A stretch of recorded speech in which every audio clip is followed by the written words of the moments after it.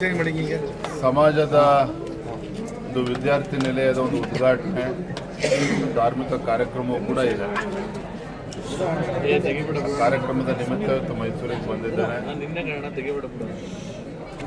ಕೆಲವು ಪ್ರಮುಖರನ್ನು ಕೂಡ ಭೇಟಿ ಮಾಡಿ ಈ ಭಾಗದಲ್ಲಿ ಪಕ್ಷವನ್ನು ಸಂಘಟನೆ ಮಾಡುವಂಥ ನಿಟ್ಟಿನಲ್ಲಿ ಎಲ್ಲ ಶಾಸಕರು ಎಲ್ಲ ಪಕ್ಷದ ಅಧ್ಯಕ್ಷರು ಇದರೊಂದಿಗೆ ಚರ್ಚೆ ಮಾಡಿ ಆಮೇಲೆ ಸಂಜೆ ಮತ್ತೆ ವಾಪಸ್ ಬೆಂಗಳೂರಿಗೆ ಹೇಳ್ತೀವಿ. ಸರ್, ಈಗ ಸಾಮಾಜಿಕ ಶೈಕ್ಷಣಿಕ ಸಮೀಕ್ಷೆಯನ್ನು ಏನು ಸರ್ಕಾರ ಮಾಡ್ತಾರೆ, ಇನ್ನೂ ಗೊಂದಲದಲ್ಲಿದೆ ಅಂತ ಅನ್ಸುತ್ತಾ ನಿಮ್ಗೆ?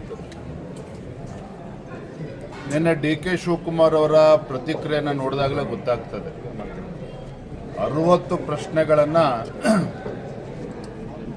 ಜನಸಾಮಾನ್ಯರ ಮುಂದೆ ಇಟ್ಟಿರುವಂಥದ್ದು. ಸಾಮಾಜಿಕ ಶೈಕ್ಷಣಿಕ ಅನ್ನೋ ನೆಪದಲ್ಲಿ ಇವತ್ತೇನು ಜಾತಿ ಜನಗಣತಿ ರಾಜ್ಯ ಸರ್ಕಾರ ಮಾಡ್ತಾ ಇದೆ, ದಿನೇ ದಿನೇ ಇದರಿಂದ ಗೊಂದಲಗಳೇ ಹೆಚ್ಚಾಗ್ತಾ ಇರುವಂಥದ್ದು. ಎಲ್ಲ ಸಮಾಜಗಳಲ್ಲೂ ಕೂಡ ಗೊಂದಲ ಸೃಷ್ಟಿಯಾಗಿದೆ. ಬೆಂಗಳೂರಿನಲ್ಲೂ ಕೂಡ ಅಂದರೆ ಯಾವ ರೀತಿ ಒಂದು ಪೂರ್ವ ತಯಾರಿ ಇಲ್ಲದೇ ಭಾಳ ಆತುರವಾಗಿ ಇವತ್ತು ರಾಜ್ಯ ಸರ್ಕಾರ ಅಂತ ನಿರ್ಣಯವನ್ನು ತೆಗೆದುಕೊಂಡಿದೆ ಅನ್ನೋದು ಮೇಲ್ನೋಟಕ್ಕೆ ಗೊತ್ತಾಗ್ತಾ ಇದೆ. ನಿನ್ನೆ ದಿನ ವಿಕಲಚೇತನರನ್ನು ಕೂಡ ಇದಕ್ಕೆ ಜೋಡಿಸ್ಕೊಂಡಿರುವಂಥದ್ದು, ಸಾಕಷ್ಟು ಇದ್ರ ಬಗ್ಗೆ ಟೀಕೆಗಳು ವ್ಯಕ್ತ ಆಗ್ತಾ ಇದೆ. ನನಗೆ ಅರ್ಥ ಆಗದೆ ಇರುವಂಥದ್ದು, ರಾಜ್ಯ ಸರ್ಕಾರ ಅಥವಾ ಮಾನ್ಯ ಮುಖ್ಯಮಂತ್ರಿಗಳಿಗೆ ಇಷ್ಟೊಂದು ಆತುರ ಯಾಕೆ ಅಂತೇಳಿ. ಕೆಲವೊಂದು ಕಡೆ ನವೆಂಬರ್ ಕ್ರಾಂತಿ, ಅಕ್ಟೋಬರ್ ಕ್ರಾಂತಿ ಅಂತೇಳಿ ಕಾಂಗ್ರೆಸ್ ಪಕ್ಷದಲ್ಲಿ ಏನು ಚರ್ಚೆ ನಡೀತಾ ಇದೆ. ರಾಜ್ಯದ ರಾಜಕಾರಣದಲ್ಲಿ ಆಗುವಂಥ ಕ್ರಾಂತಿಗೂ ಈ ಜನಗಣತಿಗೂ ಜಾತಿ ಜನಗಣತಿಗೂ ಎಲ್ಲೋ ಒಂದು ಕಡೆ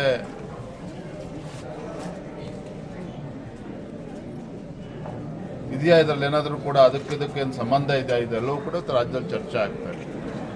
ಒಟ್ಟಾರೆಯಾಗಿ ಆರ್ಥಿಕ, ಸಾಮಾಜಿಕ, ಶೈಕ್ಷಣಿಕ ನ್ಯಾಯವನ್ನು ಕೊಡ್ತೇವೆ ಅಂತೇಳಿ ಕೊಡಲಿ. ಯಾಕೆಂದ್ರೆ ನಮ್ಮ ಪಕ್ಷದ ನಿಲುವು ಕೂಡ ಸ್ಪಷ್ಟವಾಗಿದೆ. ಭಾರತೀಯ ಜನತಾ ಪಾರ್ಟಿ ನಾವು ಯಾವತ್ತೂ ಕೂಡ ಸಮಾಜದ ಕಟ್ಟಕಡೆಯ ವ್ಯಕ್ತಿಗೂ ಕೂಡ ನ್ಯಾಯ ಸಿಗಬೇಕು, ಸಾಮಾಜಿಕ ನ್ಯಾಯ ಸಿಗಬೇಕು ಅನ್ನೋದ್ರಲ್ಲಿ ನಮ್ದು ಯಾವುದೇ ಒಂದು ಗೊಂದಲ ಇಲ್ಲ.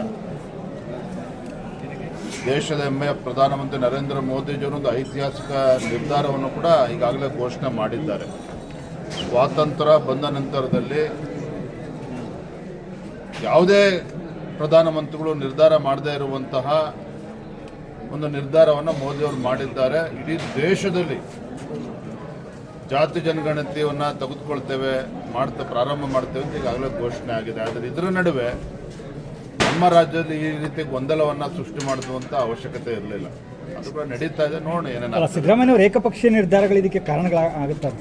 ಏಕಪಕ್ಷೀಯವಾಗಿ ಮಾಡಿದ್ದಾರೋ ದ್ವಿಪಕ್ಷೀಯವಾಗಿ ಮಾಡಿದ್ದಾರೋ ಎಲ್ಲರನ್ನೂ ವಿಶ್ವಾಸಕ್ಕೆ ತೆಗೆದುಕೊಂಡಿದ್ದಾರೋ ಆ ಭಗವಂತನಿಗೆ ಗೊತ್ತು. ಆದರೆ ಒಂದಂತೂ ಸತ್ಯ, ಬಹಳ ಆತುರದಲ್ಲಿ ಸಿದ್ದರಾಮಯ್ಯನವರು ಇದ್ದಾರೆ.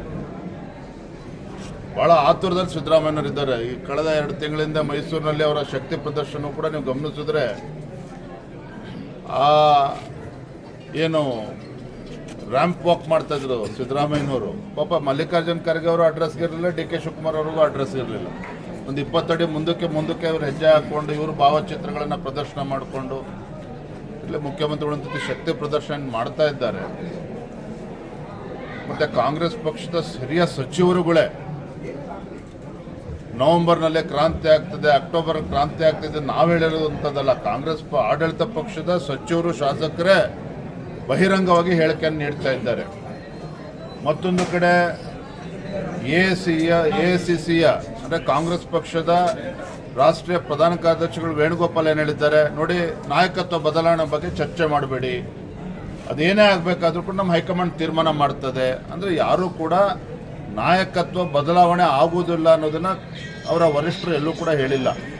ಅರ್ಥಾತ್ ಬಿಹಾರ ಚುನಾವಣೆ ನಂತರದಲ್ಲಿ ಸಾಕಷ್ಟು ರಾಜಕೀಯ ಬದಲಾವಣೆಗಳು ರಾಜ್ಯದಲ್ಲಿ ಆಗೋದಿದೆ. ರಾಜ್ಯದಲ್ಲಿ ಒಂದು ಅಲ್ಲೋಲ ಕಲ್ಲೋಲ ಆಗುವುದಂಥದ್ದು ಕೂಡ ಸ್ಪಷ್ಟ. ಬಿಜೆಪಿಯ ಪಾತ್ರ ಏನಿರುತ್ತೆ ಸರ್ ರಾಜ್ಯದಲ್ಲಿ ಆ ಪರಿಸ್ಥಿತಿ ನಿರ್ಮಾಣ ಆದರೆ? ಬಿಜೆಪಿಯ ಪಾತ್ರ ಏನಿರುತ್ತೆ? ನಮಗೆ 66 ಸ್ಥಾನಗಳಿಂದ 66ಗೆ 63ಕ್ಕೆ ಇಳಿದಿದ್ದೇವೆ. ವಿರೋಧ ಪಕ್ಷದಲ್ಲಿದ್ದೇವೆ. ವಿರೋಧ ಪಕ್ಷವಾಗಿ ನಾವು ಜವಾಬ್ದಾರಿಯುತವಾಗಿ ಏನು ಕೆಲಸವನ್ನು ಮಾಡಬೇಕು ಆ ಪ್ರತಿಪಕ್ಷವಾಗಿ ನಾವು ಮಾಡ್ತಾ ಇದ್ದೇವೆ. ಇವತ್ತು ರಾಜ್ಯದ ಮುಂದೆ ಇರುವಂಥ ಜ್ವಲಂತ ಸಮಸ್ಯೆ ಬಗ್ಗೆ ನಾವು ಹೆಚ್ಚೆಚ್ಚು ಇವತ್ತು ಚರ್ಚೆ ಮಾಡಬೇಕಾಗಿದೆ. ಉತ್ತರ ಕರ್ನಾಟಕ, ವಿಶೇಷವಾಗಿ ಕಲ್ಯಾಣ ಕರ್ನಾಟಕದಲ್ಲಿ ಏನು ಭೀಕರ ಮಳೆಯಿಂದ ಅವಾಂತರ ಸೃಷ್ಟಿಯಾಗಿದೆ, ರೈತರದ್ದು ಬೀದಿಗೆ ಬಂದಿಡ್ತಿದೆ. ತೊಗರಿ, ಈ ಕಡೆ ಸೋಯಾಬೀನು, ಬೇಳೆ ಬೆಳೀತಕ್ಕಂಥ ಆ ಭಾಗದ ಹೆಚ್ಚೆಚ್ಚು ರೈತರು ಆ ಬೆಳೆ ಸಂಪೂರ್ಣವಾಗಿ ನಾಶ ಆಗಿ ಇವತ್ತು ರೈತರು ಕಂಗಾಲಾಗಿದ್ದಾರೆ, ಬಡವರು ಮನೆ ಕಳೆದುಕೊಂಡಿದ್ದಾರೆ. ಕೃಷಿ ಸಚಿವರಾಗಲಿ, ಕಂದಾಯ ಸಚಿವರಾಗಲಿ, ಆ ಭಾಗದ ಉಸ್ತುವಾರಿ ಸಚಿವರು ಇದ್ರ ಬಗ್ಗೆ ಗಮನವನ್ನು ತೆಗೆದುಕೊಳ್ಳದೆ ಇರ್ತಕ್ಕಂಥದ್ದು. ನಾನು ಕೂಡ 2 ದಿನಗಳ ಕಾಲ ಬೀದರ್, ಗುಲ್ಬರ್ಗ, ಯಾದಗಿರಿ ಜಿಲ್ಲೆ ಪ್ರವಾಸವನ್ನು ಮುಗಿಸ್ಕೊಂಡು ಬಂದಿದ್ದೇನೆ. ರೈತರ ಪರಿಸ್ಥಿತಿಯನ್ನು ನೋಡೋದಕ್ಕೆ ಆಗ್ತಾ ಇಲ್ಲ. ರೈತರು ನಿಜವಾಗ್ಲೂ ಕೂಡ ಇವತ್ತು ಪರಿತಪಿಸ್ತಾ ಇದ್ದಾರೆ. ಹಾಗಾಗಿ ರಾಜ್ಯ ಸರ್ಕಾರ ಹೇಳಿಕೆಗಳಿಗೆ ಸೀಮಿತ ಆಗದೇನೆ ರೈತರು ಸಂಕಷ್ಟದಲ್ಲಿದ್ದಾರೆ. ಆ ರೈತರ ಸಂಕಷ್ಟಕ್ಕೆ ರಾಜ್ಯ ಸರ್ಕಾರ ಸ್ಪಂದನೆ ಮಾಡಬೇಕು ಅಂತೇಳಿ ಮತ್ತೊಮ್ಮೆ ನಾವು ಈ ಸಂದರ್ಭದಲ್ಲಿ ಆಗ್ರಹ ಮಾಡ್ತೀವಿ. ಪ್ರಶ್ನೆ ಅವಕಾಶ ಹುಡಿಕೊಂಡು ಬಂದ್ರೆ ಅಂತ ಹೇಳಿದ್ರೆ ಈ ರಾಜಕೀಯ ಅಲ್ಲೋಲ ಕಲದ ಮಾತು ಏನು ಹೇಳಿದ್ರಿ, ಆ ಸಂದರ್ಭದಲ್ಲಿ ಬಿಜೆಪಿಗೆ ಒಂದು ಅವಕಾಶ ಹುಡಿಕೊಂಡು ಬಂದ್ರೆ ಬಿಜೆಪಿಯ ಸ್ಟ್ಯಾಂಡ್ಸ್ ಏನಿರುತ್ತೆ ಬಂದರೆ ಆಮೇಲೆ ನೋಡೋಣ. ನಾವು ವಿರೋಧ ಪಕ್ಷವಾಗಿ ನಮ್ಮ ಕರ್ತವ್ಯನ ನಾವು ಪ್ರಾಮಾಣಿಕವಾಗಿ ಮಾಡ್ತಾ ಇದ್ದೇವೆ. ಇವತ್ತು ರಾಜ್ಯದಲ್ಲಿ ಅಭಿವೃದ್ಧಿ ಶೂನ್ಯ, ಬಡವರ ವಿರೋಧಿ, ರೈತ ವಿರೋಧಿ ಕಾಂಗ್ರೆಸ್ ಸರ್ಕಾರ ಇದೆ. ಜನ ಇವತ್ತು ಇಡೀ ಶಾಪವನ್ನು ಸರ್ಕಾರದ ಬಗ್ಗೆ ಹಾಕ್ತಾ ಇದ್ದಾರೆ. ಸಿದ್ದರಾಮಯ್ಯ ಅವರ ನಡೆ, ಡಿ ಕೆ ಶಿವಕುಮಾರ್ ಅವರ ನಡೆ ಏನಿದೆ, ಸಿದ್ದರಾಮಯ್ಯ ಅವರು ಪರೋಕ್ಷವಾಗಿ ವಿರೋಧ ವ್ಯಕ್ತಪಡಿಸಿರುವಂಥದ್ದು ಏನು ಅಂತ ಡಿ ಕೆ ಶಿವಕುಮಾರ್ ಅವರು. ಡಿ ಕೆ ಶಿವಕುಮಾರ್ ನಡೆ ಸಿದ್ದರಾಮಯ್ಯನವ್ರ ಕಡೆ ಇದೆ, ಸಿದ್ದರಾಮಯ್ಯನವ್ರ ನಡೆ ಡಿ ಕೆ ಶಿವಕುಮಾರ್ ಕಡೆ ಇದೆ. ಆದರೆ ಶಾಸಕರು ಮಾತ್ರ ಇವರು ಸವಾಸನೆ ಬೇಡ ಅಂತೇಳಿ ಆಡಳಿತ ಪಕ್ಷದ ಶಾಸಕರು ಇವತ್ತು ಮಾತನಾಡ್ತಾ ಇರುವಂಥದ್ದು ನೋಡ್ತಾ ಇದ್ದೀವಿ. ಒಟ್ಟಾರೆಯಾಗಿ ಆಡಳಿತ ಪಕ್ಷ ಕಾಂಗ್ರೆಸ್ ಪಕ್ಷ ಏನಿದೆ ಗೊಂದಲದ ಗೂಡಾಗಿರುವಂಥದ್ದು ಸತ್ಯ. ಇದನ್ನ ಯಾರು ಕೂಡ ಅಲ್ಲಗಳಿದಕ್ಕೆ ಸಾಧ್ಯ ಇಲ್ಲ. ನವೆಂಬರ್ ಬಿಹಾರ ಚುನಾವಣೆ ನಂತರದಲ್ಲಿ ರಾಜ್ಯದಲ್ಲಿ ಯಾವ್ಯಾವ ರೀತಿ ಏರುಪೇರುಗಳು ಆಗ್ತದೆ ತಾವೆಲ್ಲರೂ ಕೂಡ ನೋಡ್ತೀವಿ. D K Shivakumar